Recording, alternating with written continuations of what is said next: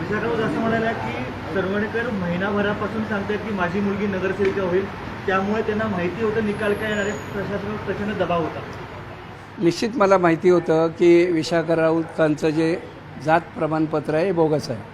हे मला माहिती होतं कारण आम्ही जवळजवळ 20 वर्ष बरोबर काम केलेलं आहोत. एक वेळेला मुंबई महानगरपालिकेची ज्या मतदारसंघातून ती नगरसेविका म्हणून निवडून आली होती तो OBC झाला होता 1997 साली. त्यावेळेला त्या OBC नसल्यामुळे माझा मतदारसंघ जो ओपन होता त्या मतदारसंघातनं त्या उभ्या राहिल्या आणि मी OBC असल्यामुळे मी विशाखा राऊतांच्या मतदारसंघातनं उभं राहिलो होतो. त्यामुळे जगाला माहिती होतं तिने जे जात प्रमाणपत्र काढलेलं आहे हे बोगस आहे आणि बोगस आहे म्हणजे ते रद्द होणारच याची पूर्ण खात्री आम्हाला होती.